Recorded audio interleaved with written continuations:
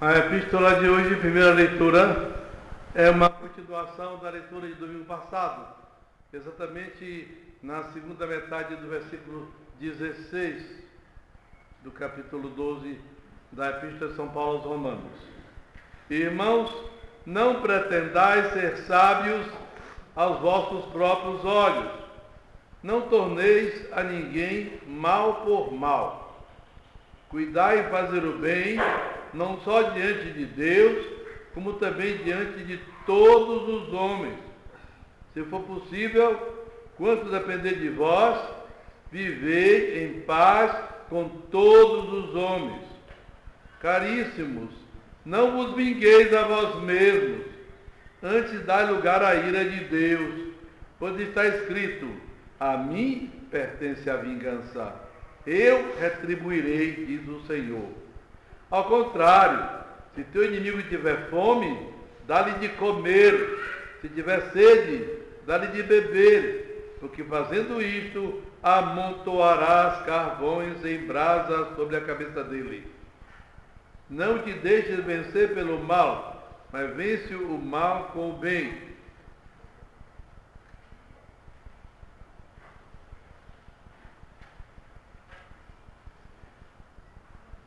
Evangelho de hoje, segundo São Mateus, narra 2 milagres de Jesus. Naquele tempo, havendo Jesus descido do monte, grande multidão de povo o seguia. E eis que, vindo um leproso, o adorava, dizendo: Senhor, se quiserdes, podeis limpar-me da lepra. Jesus, estendendo a mão, disse: quero, e o tocou. Sê limpo. E logo lhe sarou a lepra. Então Jesus lhe disse: olha, não o digas a ninguém, mas vai mostrar-te ao sacerdote, e faze a oferta que Moisés ordenou, para que lhes conste. Tendo depois Jesus entrado em Cafarnaum, aproximou-se do moço dele um centurião com uma súplica: Senhor, um servo meu jaz em casa paralítico, gravemente atormentado de dores. Jesus lhe disse: eu irei e o curarei. Respondeu o centurião, dizendo: Senhor, eu não sou digno de que entreis em minha casa, mas dizei uma palavra e meu servo será curado. Pois também eu sou um homem sujeito a outros, mas tenho soldados às minhas ordens, e digo a um: vai, e ele vai, e a outro: vem, e ele vem, e ao meu servo: faze isto, e ele o faz. Ouvindo isso, Jesus admirou-se e disse aos que o seguiam: em verdade eu vos digo que não encontrei tão grande fé em Israel. Por isso vos digo, muitos virão do Oriente e do Ocidente, e se assentarão com Abraão, Isaque e Jacó no reino do céu. Mas os filhos do reino serão lançados nas trevas exteriores, onde haverá choro e ranger de dentes. E Jesus disse ao centurião: vai, e assim te seja feito como creste. E naquela mesma hora, o servo dele ficou curado.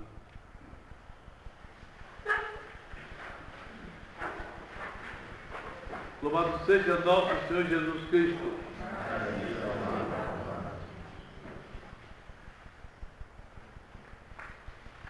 A primeira leitura de hoje, muito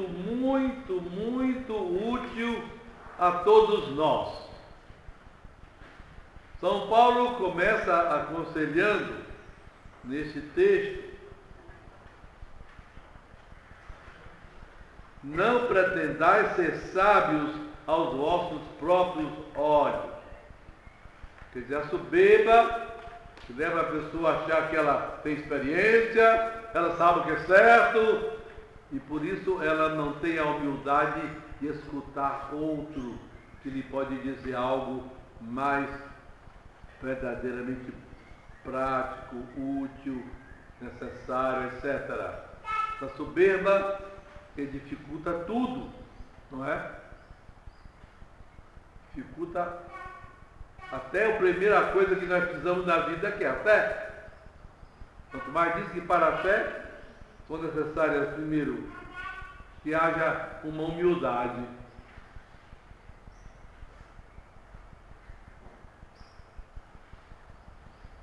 Porque Deus resiste ao soberbo. Se eu confio em mim mesmo, eu não me submeto a Deus.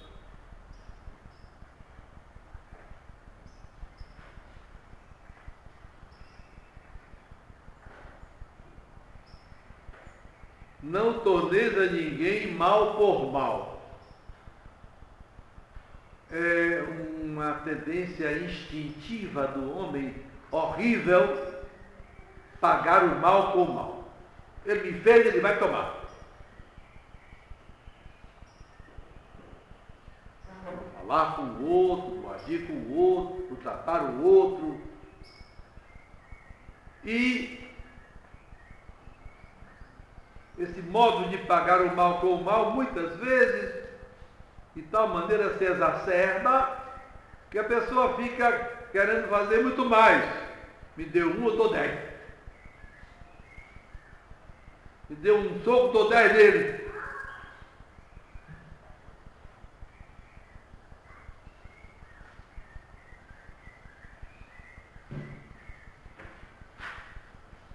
Aí que está.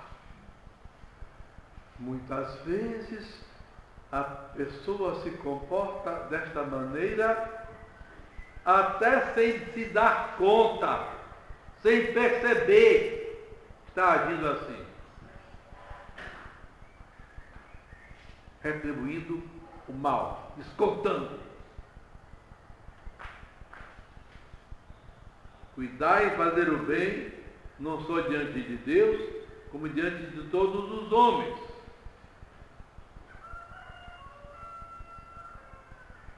Muitas vezes a pessoa, no seu agir, se acha muito boa, muito direita,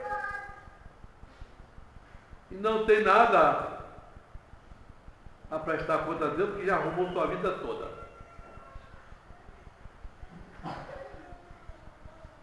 Uma vez conversando com um senhor idoso, católico, praticante, estava doente, visitava, foi preparado direitinho, estou de malas arrumadas.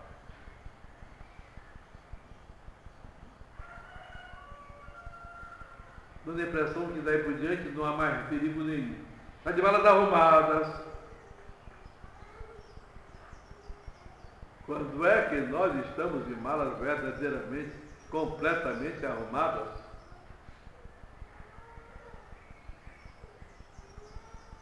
É preciso que também os outros nos vejam praticando o bem. É preciso que os outros não se queixem de nós, por nós sermos duros com o outro, e nós temos sempre nossa explicação, mas foi comigo, foi mal comigo, o que eu posso fazer? E muitas vezes, pessoas que querem se salvar, que querem ir para o céu, quando chega a uma grande perfeição, é quando são ofendidas e não dizem nada. Mas muitas vezes não basta isso. É preciso ir mais adiante. Não é só calar, é fazer o bem. Fazer o bem.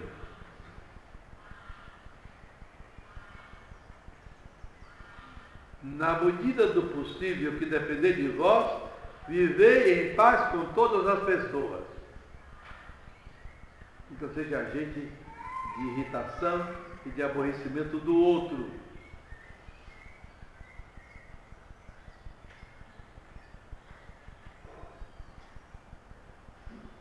Antes dai lugar à ira de Deus,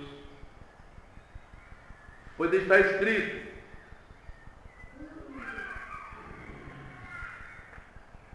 a mim é que pertence a vingança, eu é que darei a retribuição de direito. Quer dizer, a Deus que cabe fazer isso. A nós não cabe. Mesmo porque, magoados, ressentidos pelo que tenhamos recebido do outro, que às vezes não é nem nada, queremos logo nos vingar. No mínimo, se parássemos para serenar o ânimo, nós veríamos a gravidade da ofensa começar a diminuir. Não foi tão grande assim. Não foi tão grande assim.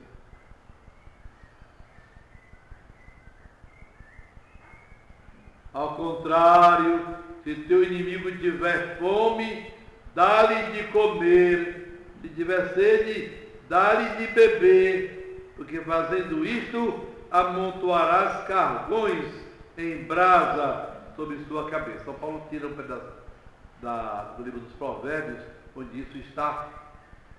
Fazendo o bem ao outro, você está amontoando carvões em cima da cabeça dele. O que significará isso? Eu penso, como alguns intérpretes, varia um pouco a interpretação, mas a minha parece mais acertada é esta.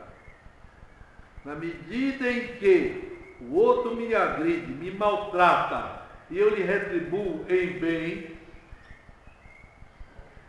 todo esse bem que eu dou a ele, em vez do mal que ele poderia esperar, se transforma em carvão, em brasa, carvão aceso em brasa, em cima da consciência dele, porque ele percebe a diferença entre o mal que praticou e o bem que recebeu.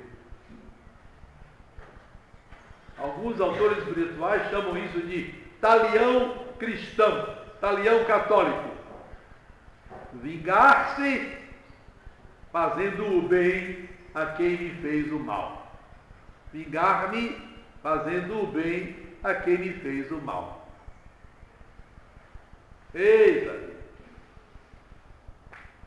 aí a marca que nós encontramos tão bela na história dos mártires, Com que mansidão eles reagiam ao maltrato que recebiam. Nenhum ódio, nada. Nenhum desejo de vingança.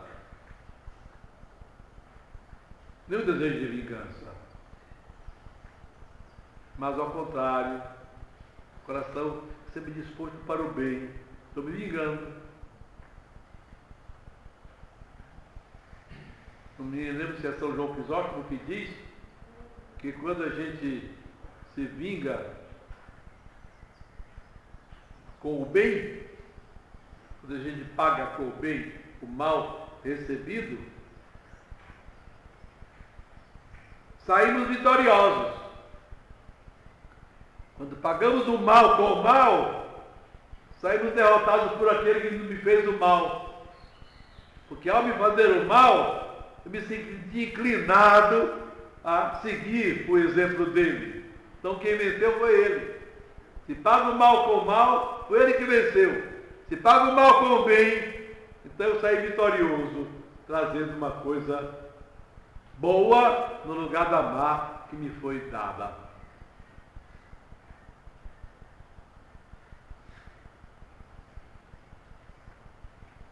Vence o mal com o bem, diz São Paulo, nesse belo texto pequeno, mas tão prático, tão útil.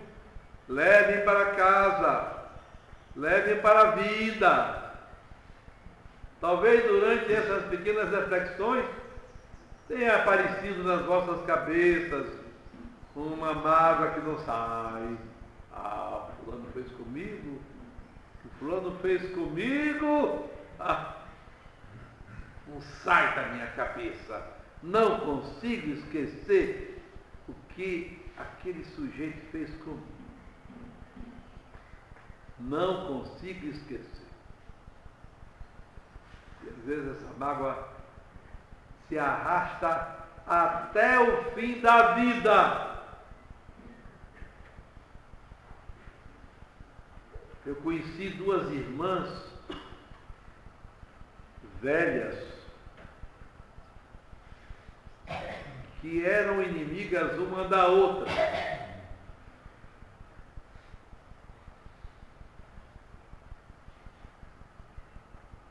A mais velha das duas era a mais rancorosa. A outra não tinha nem coragem de se aproximar para acabar com aquilo, que era uma coisa antiga, não sei, talvez no tempo de novas, de moças, que já estavam bem velhas, e as duas estavam separadas.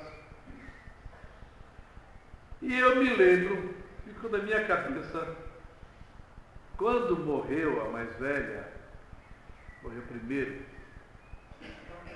a outra teve vontade de ir para o enterro, mas não teve coragem por causa dos filhos, dos familiares da finada, que morreu assim, Deus tenha misericórdia. Ela então acompanhou o enterro de longe.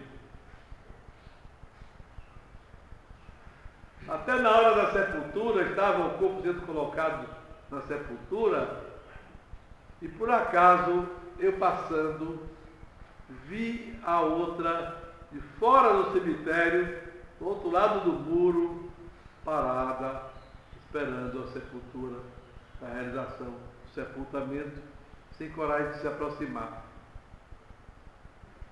Fica essa ruindade na alma, quando podia ser curada, se nós fôssemos humildes, se nós recordássemos só de um pecado nosso.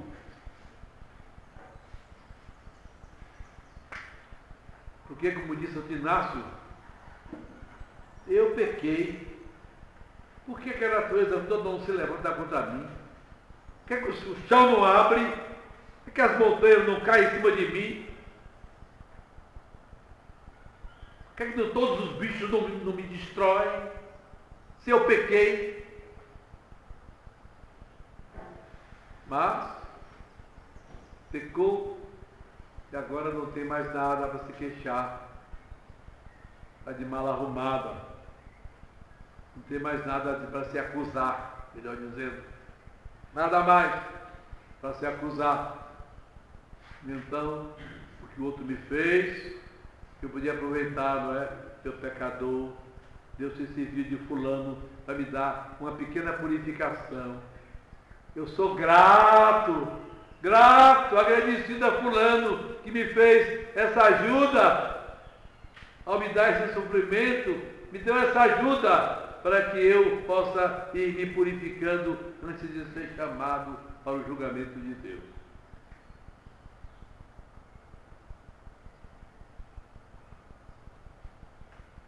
O Evangelho de hoje nos apresenta dois milagres de Jesus. Tem nenhuma relação um com o outro. Entretanto, ambos têm algumas características semelhantes. A misericórdia de nosso Senhor para com os dois precisados e a humildade e a confiança dos dois que pedem a Jesus socorro. Jesus ia andando, certamente nos arredores de uma aldeia, não dentro propriamente, porque normalmente o leproso não podia entrar na área urbana, ele era expulso para os campos, não havia muito medo da lepra, que naquele tempo não era rigorosamente o que hoje se chama de lepra só, mas outras doenças graves de pele, sífilis, outras coisas também eram classificadas naquele tempo, não é? De lepra. E o leproso era relegado, se por acaso ele se curasse, as cerimônias para ele ser recebido pelo sacerdote que constatava a sua cura eram complexas. elas estão relatadas em todo o capítulo 14 do Levítico, isto é, a última parte dedica-se à lepra das casas. Uma coisa curiosa, a descrição do que o texto chama de lepra das casas e qual o comportamento com a casa. Não vem ao caso a gente perder tempo tratando desse assunto. Só faço uma referência rápida. Assim o leproso era relegado. Se alguém queria, por exemplo, dar-lhe uma comida, tinha que gritar para ele, colocar a comida no chão e se afastar a uma boa distância para o outro, então, o leproso vir e pegar a comida, não é? E, evidentemente, o utensílio não voltava mais. Não voltava mais. Mas esse leproso vê Jesus e se aproxima dele. Se aproxima de Jesus e se prostra. São Lucas que descreve o milagre, ele e São Marcos também.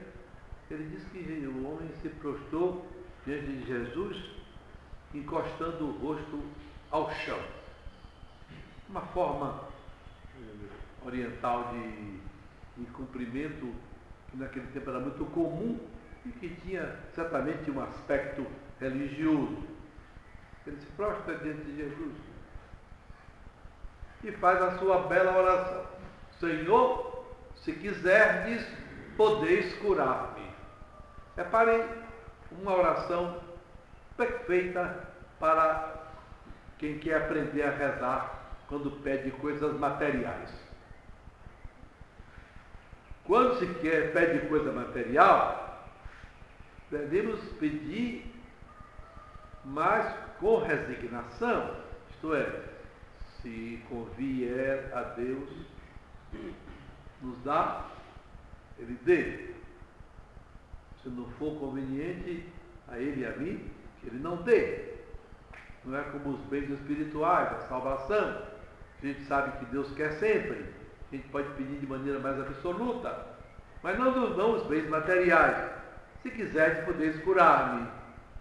E nosso Senhor diz a ele: quero, fique limpo. E Jesus, que em geral respeitava todas as leis que havia dos judeus, quebra aí a lei, toca no leproso, toca no leproso. Evidentemente, ele, Deus, não ficaria contagiado de lepra nenhuma e não precisava obedecer essa regra. Mas normalmente o Senhor o fazia, obedecia. Mas aí ele toca no leproso, quer, fique curado. Automaticamente o homem não só ficou sem o agente patogênico da lepra ou da doença infecciosa que tinha, grave, que lhe deixava o corpo todo chagado, purulento, mal cheiroso. A lepra, então, exala um cheiro tremendo, um mau cheiro horrível, principalmente nas últimas fases da lepra. E desaparece somente isso, não só emitido, mas todo o corpo se restaura. Como aconteceu algumas vezes em Lourdes, não é? O corpo se restaurar visivelmente. Como naquele caso daquele menino que estava com a perna curta de paralisia infantil, e na hora do milagre em Lourdes, as pessoas viram a perna do menino crescer e ficar do tamanho da outra, rápido, naquele instante. Uma coisa impressionante, um fenômeno deste, não é? Que nosso Senhor faz. Vá agora, não diga nada a ninguém e vá se mostrar ao sacerdote para pagar o que Moisés mandou e fica tudo atestado, para ele poder ter permissão de voltar ao ambiente urbano, ao seio de sua casa, da sua cidade. Ele tinha que ter um atestado do sacerdote. Alguns colocam esse episódio, essa palavra de Jesus, como um símbolo da confissão. Não me parece muito certo, porque o sacerdote da antiga lei não ia curar o leproso, ia só constatar a cura. Ao passo que o padre, quando atende uma confissão, ele cura a lepra da alma, cura o pecado. Antes podia dizer que Jesus, sim, ali, é que estava lembrando o que ele ia fazer pelos sacerdotes, não é? Curar efetivamente, naquele momento, o leproso. Não diga nada a ninguém. Há outros episódios em que eles mandam ficarem calados. Nós não sabemos por que nosso Senhor manda ficar calado. No fundo. Mas há uma razão que eu acho que ele deveria ter também. Ensinar-nos a não sair fazendo propaganda de nossas bondades, nossas perfeições, nossas qualidades. Eu, e lá se vai, não é? Não acontece? É uma vergonha, mas às vezes a vergonha falta também a gente. A gente ficamos também sem vergonha, com toda a feiura que essa palavra representa. Lição para nós. Lição para não se exibir. Lição para ser discreto e humilde.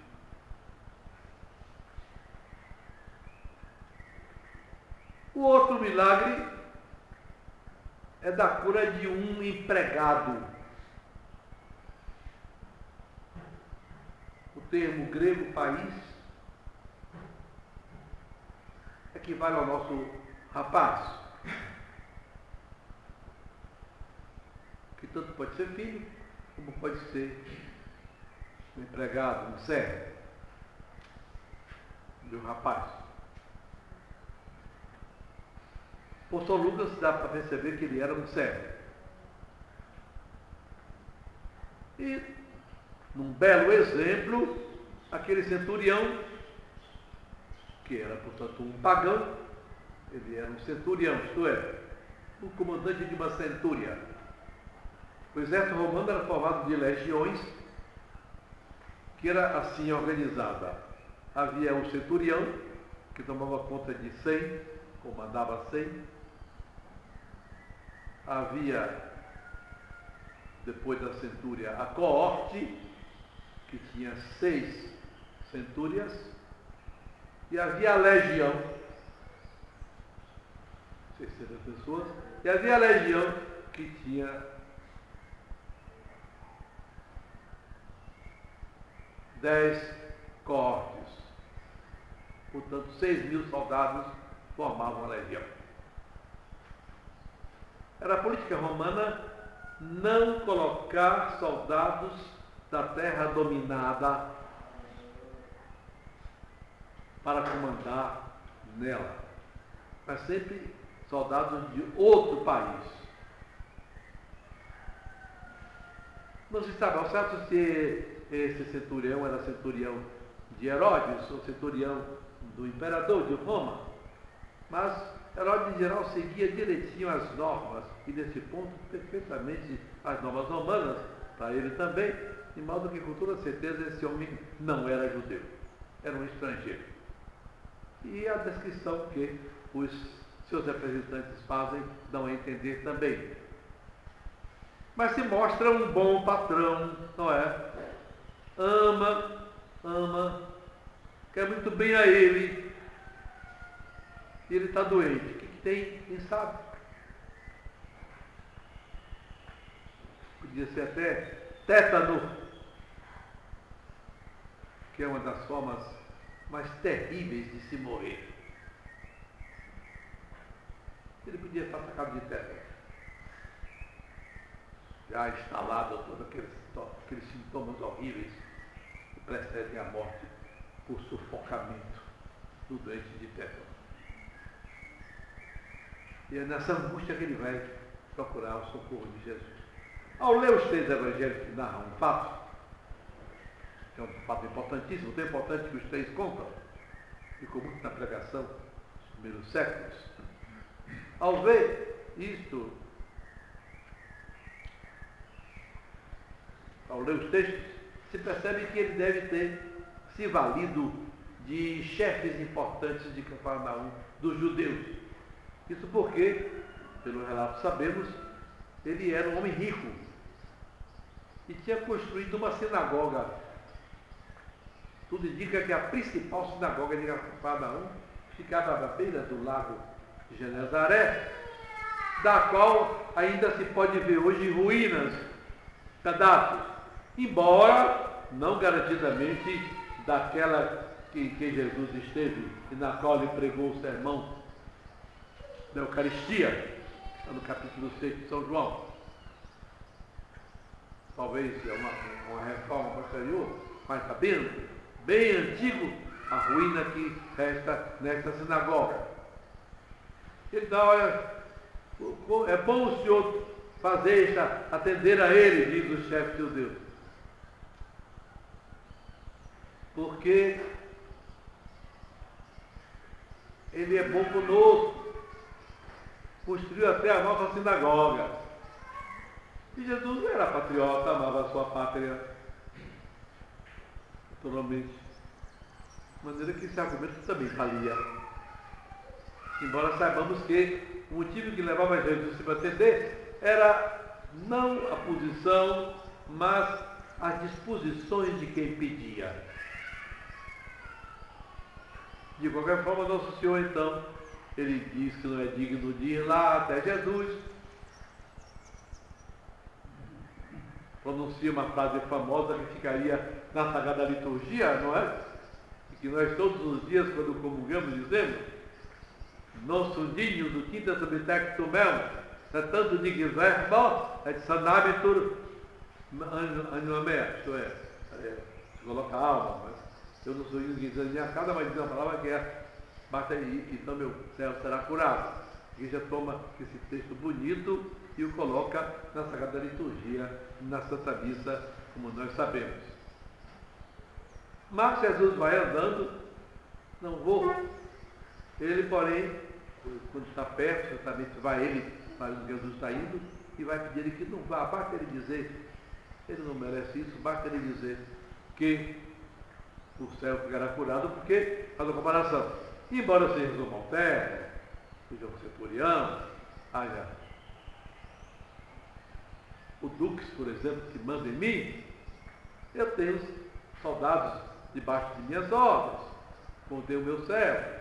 Digo a um soldado: vai, ele vai, vem, ele vem, faz isto ao meu servo, e ele faz. Então, Evangelho, quando Nosso Senhor ficou admirado, evidentemente que Jesus, como Deus, não ia se admirar nunca, porque sabe tudo. Mas Nosso Senhor se comporta muitas vezes como a maneira normal de agir das pessoas. E assim ele, como se tivesse descoberto no momento aquela fé admirável daquele homem, ele então se mostra admirado e diz: na verdade, não encontrei uma fé tão grande em todo Israel, no povo judeu. Por isso muitos virão do Oriente e do Ocidente e se sentarão no banquete com os fundadores deles, os começos, né? Abraão, Isaac, Jacó, participando, todos eles, enquanto que os filhos do reino que deveriam estar aqui serão lançados nas câmaras exteriores, ferro, onde haverá choro e ranger de dentes. Essa expressão é mais de uma vez usada por Jesus para indicar o inferno. Não só choro, não só a dor, mas o ranger de dentes, porque o desespero em que fica a alma condenada. E que a gente não pode nem imaginar como é. Na mesma hora que nós ouve aquilo, ele diz, e sim, e o servo fica curado instantaneamente. Imaginemos se de um tétano, hein? De repente, curado completamente, sadio, firme. Uma sogra de São Pedro estava doente, Jesus chegou, curou, e ela se levantou e foi preparar o alimento para os que chegaram. Estava inteiramente sadia, foi cuidar disso. misericórdia de nosso Senhor que nós encontramos é também lição para nós. Lição para nós. Sermos misericordiosos. Na verdade, todo homem é pecador. Todo homem agride nosso Senhor. E o grande mal é o pecado. Não é o maior mal da alma, é o pecado. Que leva a alma para o inferno. Que na vida tira as graças. Uma pessoa em pecado mortal é católico, mas não pode confessar a não ser que se arrependa. Não pode comungar. Não recebe muitas graças que lhe são distribuídas aos fiéis, porque está em pecado mortal. É um estado horrível o daquele que está em pecado mortal. Por isso, uma vez perguntaram a São Tomás de Aquino, ele que teve tantas visões de anjos, de santos, de tudo, qual a coisa que mais lhe causou admiração, Frei Tomás? Ele disse, foi ver um homem se deitar em pecado mortal e dormir em pecado mortal, sem se preocupar que podia morrer durante a noite e da cama ir para o inferno. O pecado é o grande mal. Então todos são inimigos de Deus, na medida que são pecadores, uns mais do que outros. Mas Nosso Senhor só passa fazendo o bem, per transit benefacendo. Só passa fazendo o bem.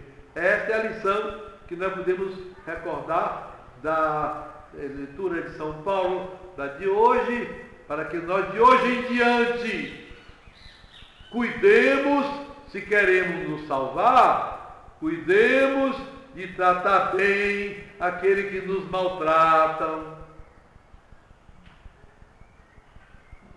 de servir aqueles que querem nos prejudicar, de não guardar ódio nenhum, mágoa nenhuma. Mas se você é tão ruim, que não consegue tirar a mágoa, o que é que vai fazer? Não fique com ela não, porque você vai para o inferno com ela, não duvide. Não duvide. Pelo menos faça um esforço inicial para se curar dessa mágoa do outro. Reze, reze, reze, reze por ele. Reze por ele, reze por ele, reze por ele, reze por ele. Para que muitas graças venham sobre ele. Para que ele se santifique. Seja no céu maior do que você. Reze com essa abertura. E quem reza quer o bem para o outro. E quem quer o bem, quer bem. Começa a degelar, destruir aquele ranço miserável, odioso, diabólico, de mágoa, porque o outro o maltratou. Você não pode julgar o outro, não sabe a cabeça que o outro tem, a capacidade que o outro tem, que graças ele recebeu para poder fazer as coisas. Mas você recebeu, e você tem a obrigação de dar. Não cobre de ninguém. E por isso, guarde no coração aquilo que você ouviu tantas vezes.